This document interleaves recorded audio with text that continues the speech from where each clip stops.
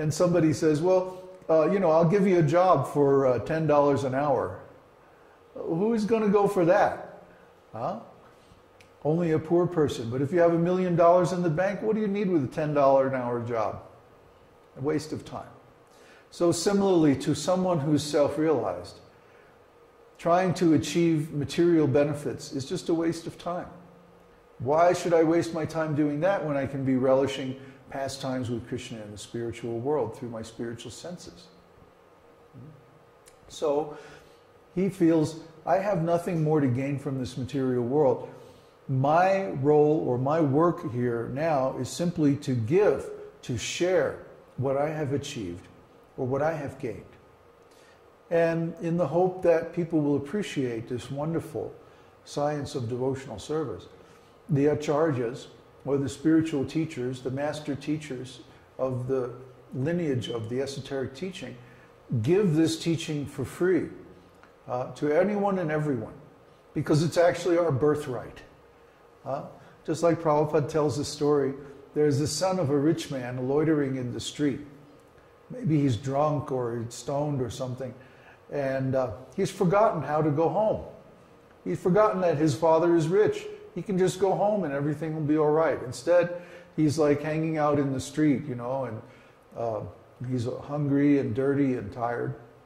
So someone who knows him or knows his father sees him and says, come on, let's go back and to your father and take care of you. So he brings him back to the home of his father, and of course his father is very glad to see him, and he gives him all comforts and advantages like that. So similarly, we are all children of the Supreme Personality of Godhead. Krishna says right here, all living beings in the material world come from Lord Krishna at the beginning of the creation. Krishna is the eternal original father of all living entities. Bhutanam yo vyaya pita. Pita means a father. Pitayam. And Bhutanam, of all living entities. In the previous verse there. So all the living entities are born from the Supreme Personality of Godhead. Therefore, He is our Father, and He is very interested in our welfare. He wants the best for us. And the problem is that we don't know what is the best.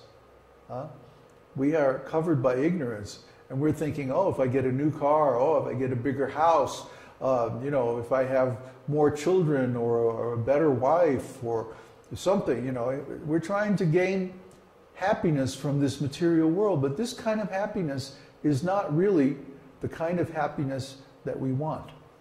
And the proof is, when we get these things, then we are still unhappy. A friend of mine called me yesterday, and he was telling me how his father owns 5 square miles of jungle in the Amazon in Guyana. And he literally carved this place out of the jungle and established a plantation there with cows, all kinds of trees and so on, stocked the lakes with fish. And it's a wonderful, like a paradise kind of arrangement. But now he's getting old, he's in his 60s, and he can't maintain it. It's too much for him. And different people are coming and poaching on his land, and they're trying to, they're trying to kill him, get him out of the way so that they can just take over his land. And it's a big mess. So what is this material happiness? A man works his whole life, carves a living out of the jungle, literally, becomes a big landowner and has so much wealth. And then at the end of his life, everyone betrays him, and they try to take away everything he's worked his whole life to attain. Now, what kind of happiness is that? I say that's inferior happiness. And why would anybody want to become involved in that? He was saying, why don't you and I go down there and take over this big piece of land and make it into a spiritual community or something? And I would say, are you kidding me? Who would want to get involved in a situation like that? The more possessions we have, the harder we have to fight to keep them. All I want is to sit down under a tree and chant Hare Krishna. I don't want all these complexities. Why would you want to walk into the middle of a war like that? A war over material property, a war over material possessions, wealth, fame, power. This is not what we're meant to enjoy. We're meant to enjoy our original relationship with Krishna. So I was advising him, especially I was looking at his chart and he's in Saturn period. And if he takes on something like that in Saturn period, oh boy. Saturn period is meant for spiritual discipline. And if you don't take that advice, if you don't learn that lesson during Saturn period, Saturn will just destroy you. He'll take everything away from you. So I always advise people who are in Saturn period that they have to be very disciplined.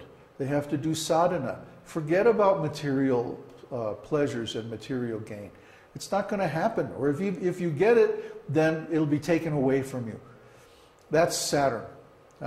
Saturn will allow you to gain a high position and then make you fall down.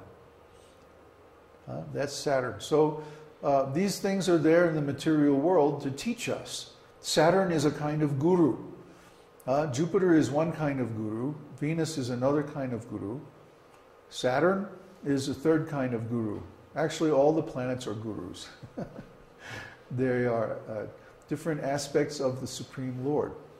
And that's what we're learning in Jyotish, that everything that happens, all the aspects of the material energy, all the different qualities of transformations in the material world are only to teach us this one lesson that Krishna sums up so nicely, Sarva dharman parityaja mam ekam sharanam vraja.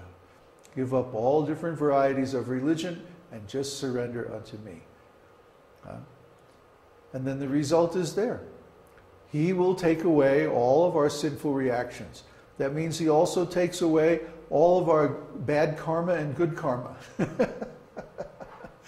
So we may wind up living a very simple life, but we'll be happy.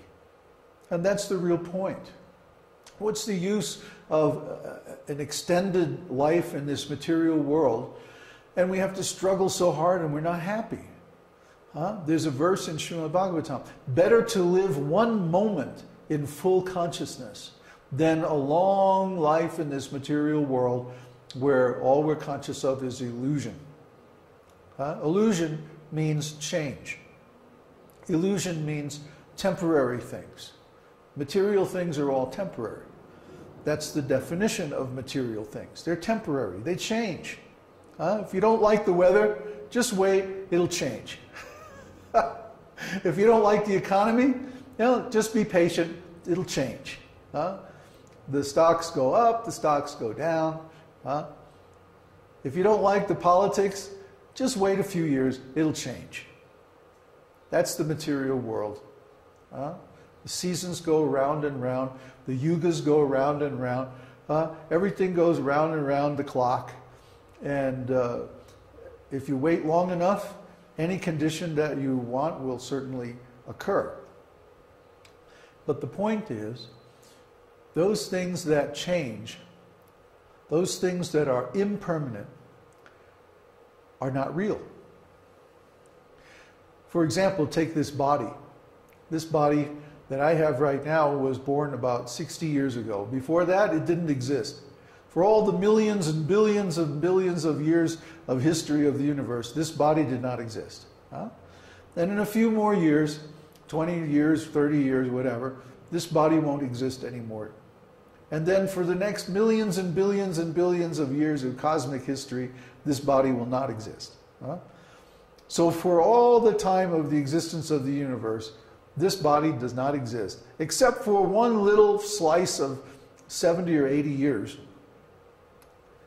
So really this body doesn't exist at all.